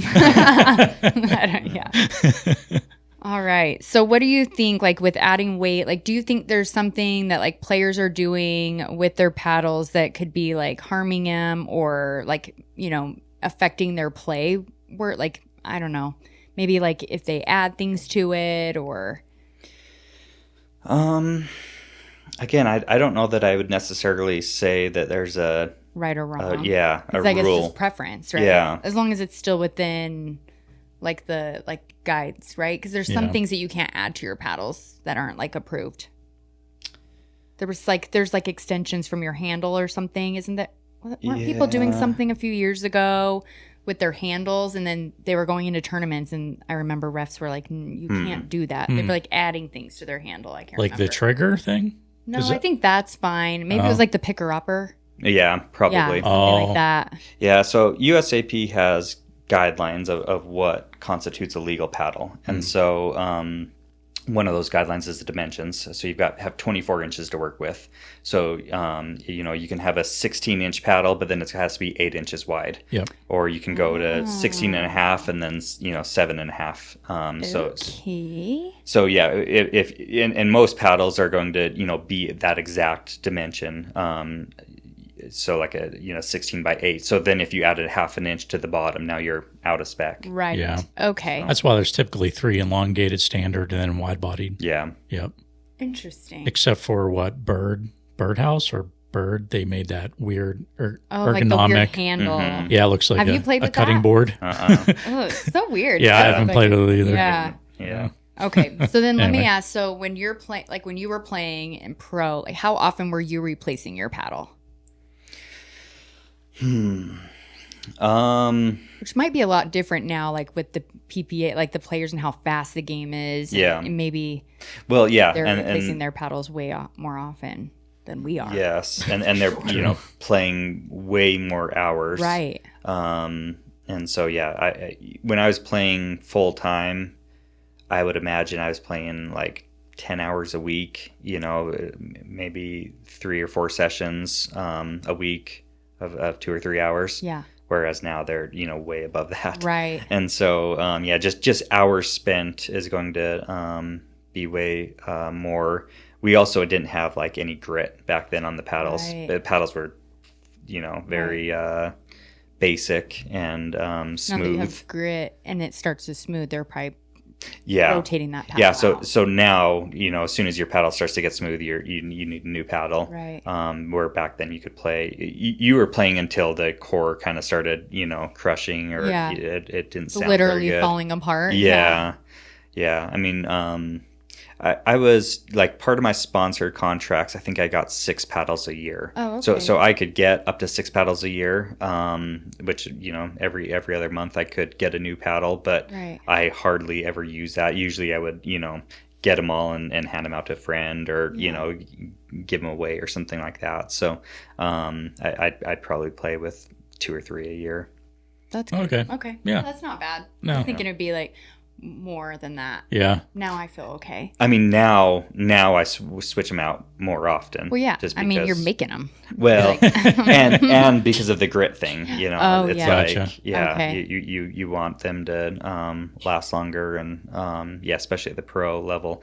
I mean, I've been very happy with how long the REV paddles last with the grit. Mm-hmm. I mean, I still recommend if you're playing a lot, about 6 to 8 months is going to be the time you're going to want a new paddle. Yeah. That tracks actually.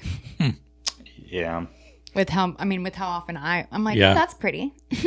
I'll take one of those, please. I mean, you can still play with it fine. It still will work and Right. everything, but you're going to lose some of the performance. So this is a question I have too, and it's just because we're talking about this. But what kinds of things make a paddle delaminated?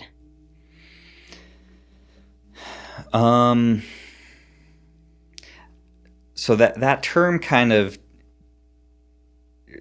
people refer to that to different things. What it originally was there, and I would say that there's kind of one paddle manufacturer in particular that was had this issue going on, but the core inside of it would crush really easily, and it wasn't manufactured super well, and so when that core would crush, the the adhesive from the carbon fiber face to the honeycomb core. It was like popping out. Yeah, it'd pop out, and so then it would leave a like a space inside of it, and it wouldn't like it wasn't stuck to the core anymore, and so you'd have this effect where a lot of times it'd get super hot because it would rebound the ball a lot. And not absorbing. It wasn't like the paddle wasn't absorbing any of the power when it was coming to it. Okay, that makes sense. Yeah. So so that was what the delamination was referring to was the face was delaminating against the honeycomb. Okay, that makes sense. But sometimes, sometimes people will talk about other paddles that are delaminated that aren't really delaminated. They have just other issues going on. Gotcha. That are causing it to play hot or something. Yeah, misperform. Yeah, sometimes it plays hotter, and sometimes it causes it to be really dead. Oh, okay. And so you have both issues going on. I'd imagine you'd be able to like know that though by like squeezing it. Yes, right. Like, you can hear it. Oh, yeah. And you. Oh, okay. So that makes sense. So yeah, don't let anybody tell your paddle's delaminated. Just kidding. Yeah, sometimes you have to really push on it, but like I could take a paddle and press in the middle and tell if it's delaminated or not. Oh, okay. And that's you can hear the core like actually crunching. Wow. Oh, interesting. Yep. Yeah. Have you heard it? Yeah, after I crushed one of my paddles. Oh, yeah. And why did you do that? Oh, anger. Oh, okay. Yeah. For being a horrible player. Whatever. Have you ever smashed any of your paddles?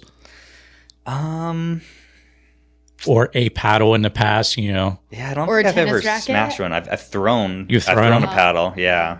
I've checked paddles before. How did you feel after that?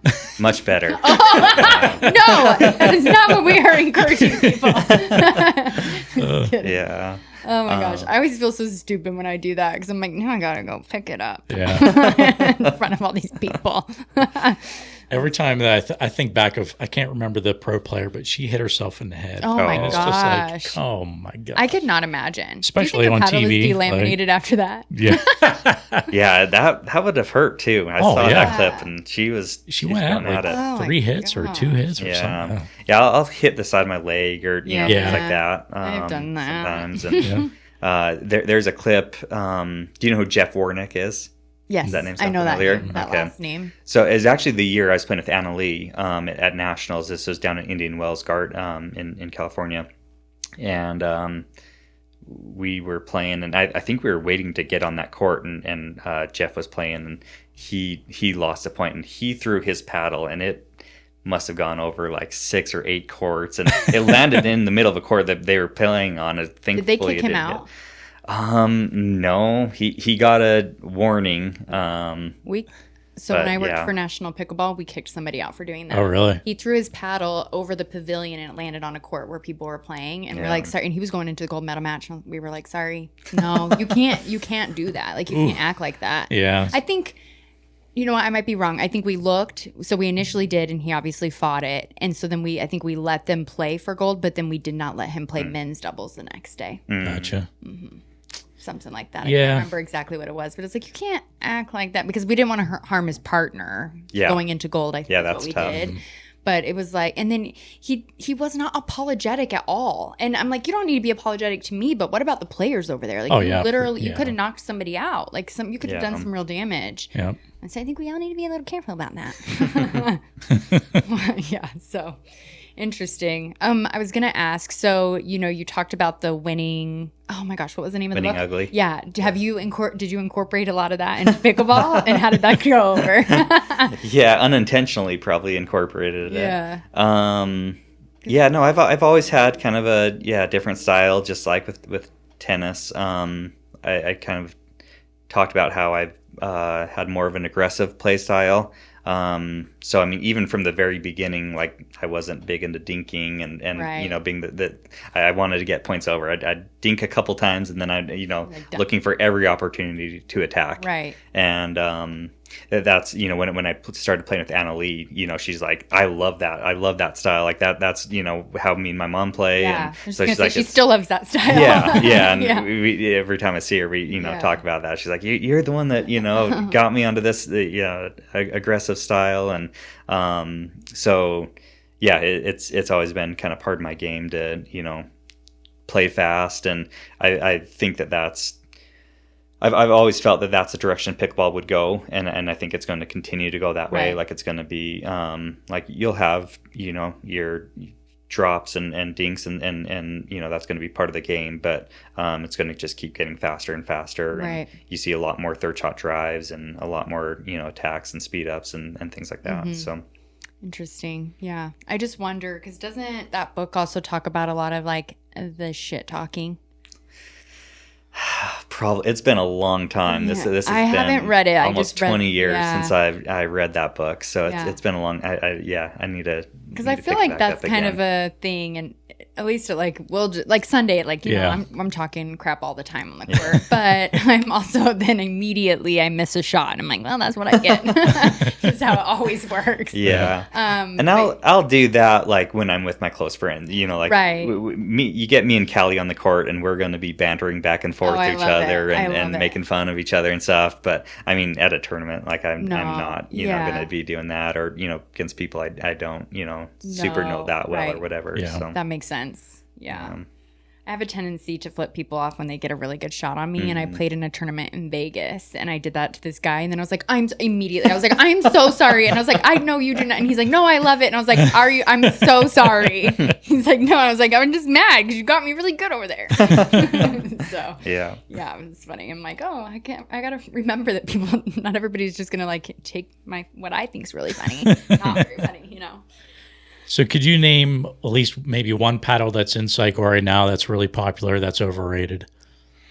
It's juicy. If you feel that you are comfortable. Yeah. I mean, I don't want to specifically call out any one in particular, but just like I said before, like I do think that people put a lot of emphasis on certain brands that you know have big presences with sponsored players or things like that, and they just think like, oh, because so and so plays with it, it must be a good paddle. Right. And it's like that's they're getting paid thousands and thousands of dollars to get to play with that. Millions. Yeah, I didn't want to say that because I don't know for sure, but like I'd imagine, a lot of these contracts are 7 figures now, and wow.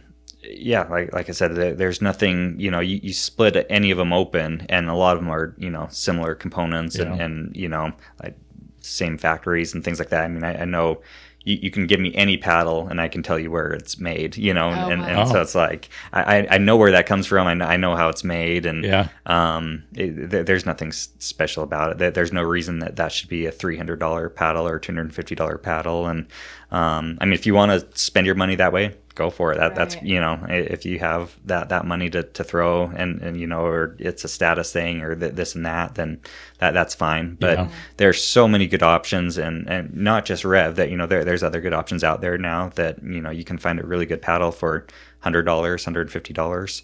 And it's going to play just as well, if maybe not better, than, you know, some of these other ones. So, do you feel that's hard or a hindrance for new paddle companies that are coming up due to the saturation of the higher level? For sure, yeah. I think it would be extremely tough to start Rev now. You know, even like being able to get into Walmart or, you know, some of these big box stores, like. It'd be super difficult to do that nowadays. Yeah. Luckily, I got in at the time that I did and was able to, you know, kind of get in early, and so I have a huge head start for it. But yeah, I can't imagine trying to start my own pickleball company now. Right. I do have to say though, because I want to backtrack a little on and just say how I think it's so amazing that you turned, because you said, you know, you picked your family, and so you didn't kind of go the route of that, but you still turned to pickleball in a way that still could, like, you know, doing something that you were already doing and you were already good at, and you said you really liked the sales aspect and the wholesale industry, and you I must set the groundwork. but you mix like your pleasure with work in a way where it can still bring you joy, but you're still in the community and you're still a part of it all, right? Yeah. And so good for you. Like that's really inspiring, to be honest. So, yeah, that's awesome. And I'm sure it isn't easy, and it wasn't easy, and it was probably scary, and probably I can imagine how like seeing, people that you played with all the time, like, Anna Leigh and Callie, and you see where they're at now and you're like, well, dang it. Why didn't I take the chance? But also like, look at the chance you took and look at, you're doing well. And so, and you still get to play the sport that you love. And really like, that's amazing. And and I mean, part of me says, dang it. And part of me is kind of like, I'm glad it's not me type of thing. Honestly, like it's a grind. Like they are, I mean, Anna Leigh's an anomaly. She can go there and triple crown every tournament and win, and it's like when you're like that, that's but that's one person in the world that's doing that. Right. I mean, Ben, I guess on to a level, but most of the people, are going there and even my friends, that they'll travel all the way across the country and, lose the first round or maybe second round. And I mean, it's tough competition. Right.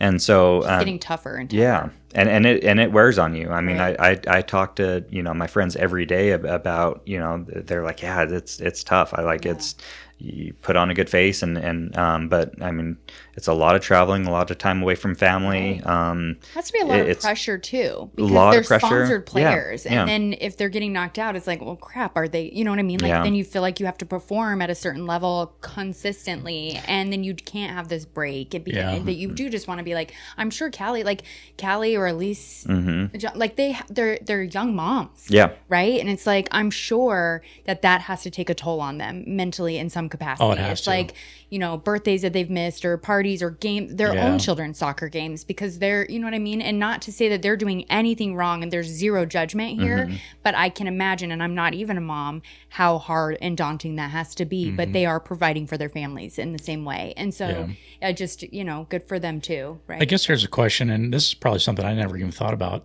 for like the major pros in the PPA and whatever other ones. What is the age out for high level competitiveness until you go into the older brackets? Because there's a gap, right? Because how old is Matt, right? Matt's the first one that came to my mind. He's 49, I think. Okay. Oh, wow. Maybe 48, something like that. But he's like later 40s. Yeah. And I played him on his first tournament in the US Open. But yeah, I love Matt. He's an awesome guy, and the things that he's doing at his age, it's pretty phenomenal. Yeah. You already talked about how sore you are at 39. That's the thing. Like, can you imagine if you're playing? Yeah, and I mean, he never even attempted singles. Like he's like, I'm not, right. Even back then. And so he's never singles is a whole new animal. Yeah. But I mean, you can definitely extend your age bracket out a little bit when you're playing doubles, but true. The game's getting younger and younger for sure. Exactly. And that's what I was kind of alluding to, the younger generation that's coming in, it's faster, more agile and things like that. I just didn't know if it was comparable to the other sports like football and stuff like that for age out purposes. I think it will. That's going to be the future. Okay. Once you're hitting 30, you're going to be at the old, aspect of the game. When you've got Hayden and Gabe and these young kids coming in, and they're there's definitely something to that that fast twitch movement. And what is really interesting to me, like I mean, Anna Leigh paved the way for all these young kids that are playing, right? And they definitely all belong there, but it's the only pro sport that has children in it that are also competing. Like, this is why pickleball is so wild to me, because you're competing against people like grown men and grown women, you know what I mean? Like grown-ups. And you're also playing with an 11-year-old, you know what I mean? And it's so unique in that way. But at what point do you foresee maybe that changing? And like, because really we don't see that in the NBA or MLB, you know what I mean? Like, you don't age level requirements too. Yeah, like, or maybe I think, isn't there, what pro sport, like you had to like at least be done with college or something. I think you had to go to college.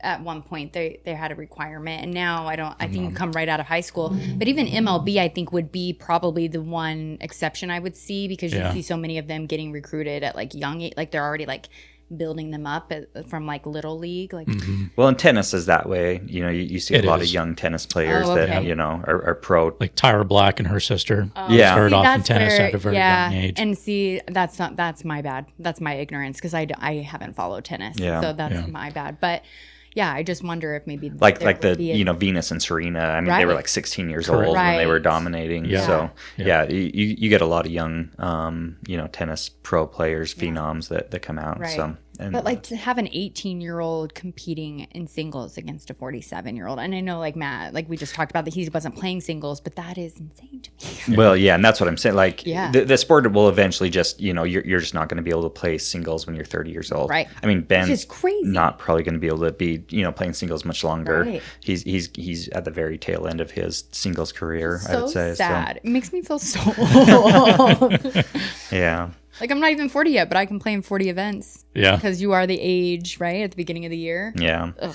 Well, I think even Anna Leigh is eventually going to have to make that decision of, like, is it worth it to continue to, you know, playing singles?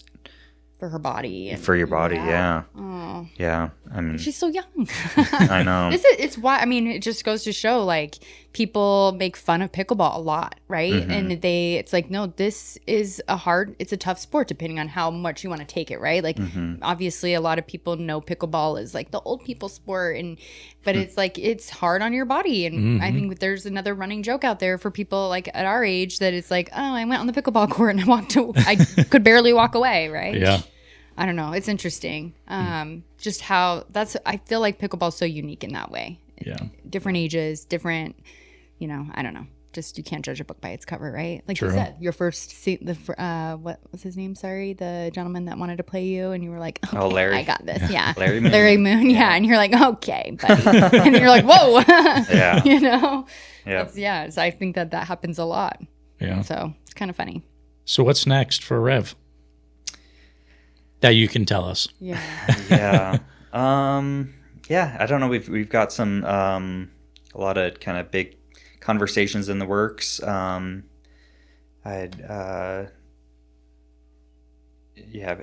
kind of approached by some, you know, larger companies that are looking to, you know, maybe do some collaboration or partnerships. I'm trying to decide if it's the right move. Something, that I want to, you know. My focus right now is just, you know, continuing building. I'm in talks with a few more retailers that we're potentially going to be adding for next year. We're trying to, you know, expand our ambassador program and, like I said, start more of that ground level up. Get those people that are wanting to support, you know, more small business and more affordable paddles, you know, as options. And I feel like a lot of people know friends or family, you know, if you love pickleball and you've got, you know, people kind of asking you like, oh, okay, I'll give it a try. What paddle should I get? You know, it's hard to recommend a $250 paddle to them. It is, stuff. Absolutely. So if you're like, you know, hey, I'd love to sign on, be an ambassador, and you know, you can get paddles at, like I said, at more affordable pricing, and then you can, you know, sell a paddle to someone you know for $99 and help them out get into the sport. You feel good knowing that it's a, you know, top pro level paddle. You're not giving them, you know, the wood paddle that I was using. So and then make a little extra money on your way or something like that. So working on that ambassador program. We're located here in Clearfield, just down the street, like 5 minutes down the street in the Freeport Center is where we're at. So, got a warehouse down there and do all of our shipping out of there. And that's you guys have you have accessories too, right? You have bags and bags, balls. Oh yeah, balls. I did see that. Yeah, erasers. So a few other accessory type items, but mostly stick to the bread and butter with the paddles. Yeah. That's great. Yeah. That's been good. This has been a great conversation. I really appreciate you like coming on and just your history is really fascinating. So it's crazy. You were like one of the very first ones to play on those Mount Ogden courts. And I don't know if you've played there, but it's right. I haven't. By the Mount Ogden golf course behind Ogden High. And it's so pretty. I wish they had lights because it's such a. But I mean, have they not put them out there? I don't think so. It's been a while since I've been there. Yeah, I don't even know where Ogden High's at. Right, it's in Ogden. Well, yeah. No, I guess, but then it would take away from it, right? Like, because the point of I love playing there because the view. You're right at like the. What do you call that? The base of the foot of the mountain. Yeah. Okay. Yeah. So you're right there, and you just it's such a pretty place to play. Yeah. Yeah, it is a great spot. I think they're the only for the first courts that I know of that were in Utah. So yeah, I got right in at the ground level. It's been fun seeing how the game's evolved and grown over the last 15 years. Yeah. Do you have any like projections on what you think might happen in the future? I don't. I mean, I know that the PPA is going full steam ahead, and I don't know. I would love to see what their books look like. If they're profitable or not, or if they're making money. And so depending on if that's going to be a success or not, or if another tour is going to come take its place, or I don't know. I don't know what the future holds for pro pickleball. I think the rec level will still continue to play. We just played. Callie actually reached out a couple months ago and said, "Hey, we need to go try this padel," and so we went and tried that in North Salt Lake there. Yeah, I think there's just that one place there. Yeah. But there's 4 or 5 facilities that are in the works opening up. I think they just opened up Lehigh. And so I mean, that's cool. Yeah, it's coming. By the end of the year, I think there's going to be several locations, and it was a blast. Was it? It was so fun. I need to watch a YouTube video on it. Yeah, same here. Yeah. The hardest part for me was figuring out the walls and the bouncing. And if you have a racquetball background, you pick it up a lot faster. I have no racquetball background. I didn't want to wear the goggles, so I never played racquetball. Oh, really? I was like, what is this? I love racquetball. Stupid. Do you? Yeah. You haven't tried padel yet? No. Yeah. No. Oh, you and Kevin should go give it a try. Yeah, and get spanked? No, thanks. Well, if he takes it easy on me, sure. Yeah. But you're just looking for friends, so I was just putting it out there. Yeah, set up a little date. Kevin Day. Okay. He won actually state mixed. For racquetball. Yeah, for racquetball. Yeah, he's a big racquetball player, but we play pickleball with him. Yeah. He'll actually be on the podcast here in a couple weeks. Yep. So nice. We're excited to have him. But so that's why I mentioned that. I'm just setting up play dates for you, Rob. Oh, there you go. Just put it in my calendar for me. It's so funny. Yeah, that's great. That's so fun that you guys played that. Yeah. I think that will start to,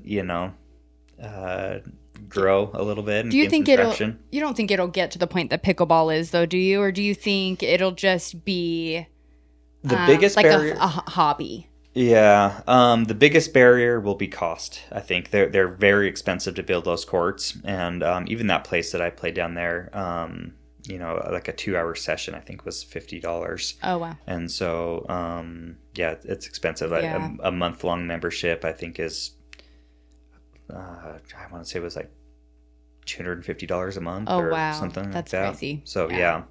So it's if they can solve the cost barrier, that will be a big thing.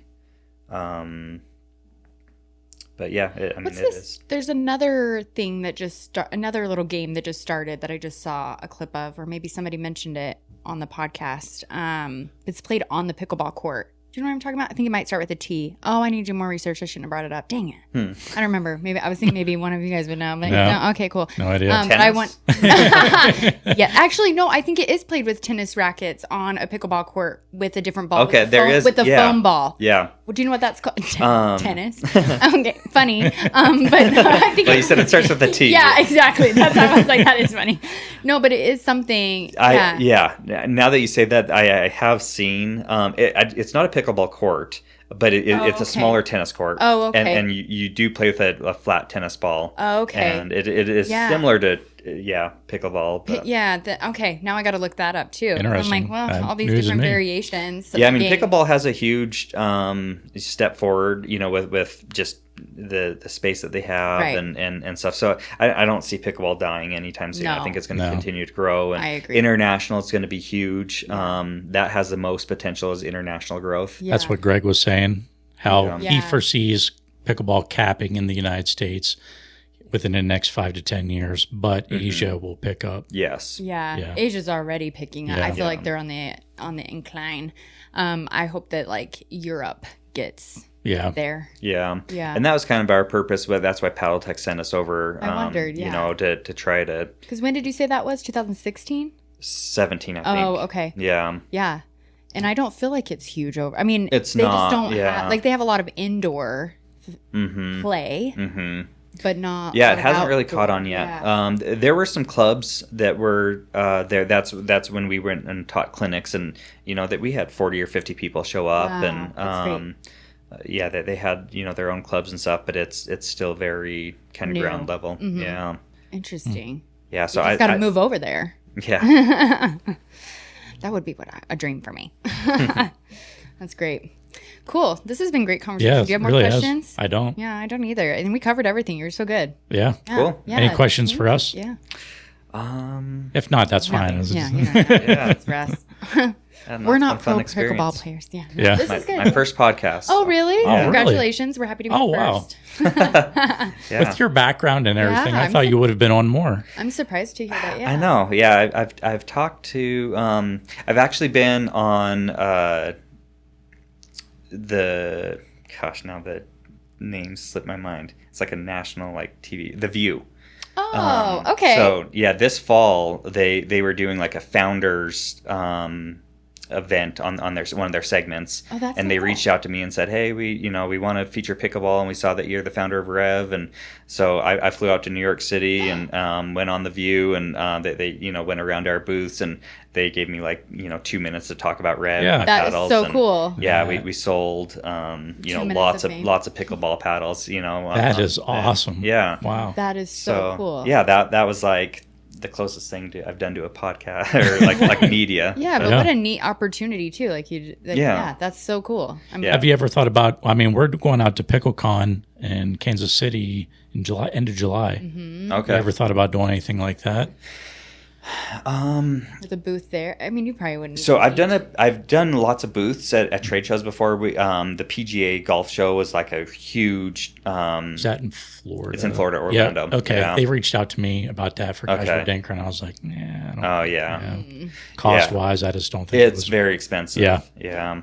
All the big brands are there, and they had 2 pickleball courts, and a lot of the brands would fly in their sponsor players. So Tyson McGuffin was there, and Catherine Pirano, and trying to think of some of the Ben showed up. There were probably a dozen pro players there, and we had some exhibition time and demonstrations and things like that. So that was a fun show. Trying to think of some of the other shows that I've done. But yeah, I haven't done the PickleCon. Oh, they have the Racket X. That's right. It's another. Racket X. Yeah. For me, I'm so small yet. I just don't think it's cost effective for me to fly down there and ship all my merch and all that kind of stuff. So yeah, and that goes into it. Another thing that you look at some of the big brands that go down there. They're spending $250,000 on massive booths and signs and marketing and all that. And I mean, my booth is still $10,000 but I'm in a little 10 by 10. I was just gonna say it's still like a fold out lifetime table. Yeah. So I mean, it's still a lot of expense for me as a small company, but and that's where I'm like I try to keep my expenses super low to be able to offer my paddles and products for really good prices. Yeah. And so it's hard for me to justify some of those expenses sometimes, especially when I'm going there and I'm like the little fish in the big sea, because you've got 10 other massive companies that are willing to spend hundreds of thousands of dollars, and I'm just kind of there in the corner with I feel my small little thing. So. Yeah, but I feel like that's such a you keeping your prices low is such a good way for you to give back to this sport that kind of built where you're at, right? And so to be able to do that, it's really neat. I don't know. I think this is great. I'm really glad that we got to meet you and have you on. So yeah. Appreciate it. Yep. Yeah. So go buy a REV paddle for your friends and family that want to learn how to play pickleball. Yeah, and check out their ambassador program. Yeah. Right? Is it revpickleball.com? REVPickleball.com. Okay. Yeah, all of our paddles are listed there, and then we have a little tab there to sign up to be an ambassador. Sweet. So, yeah, that's great. Awesome. Well, thanks for joining us. Thank you. Thank you. Okay. Appreciate it. Talk to you guys later. Okay. Bye. Bye.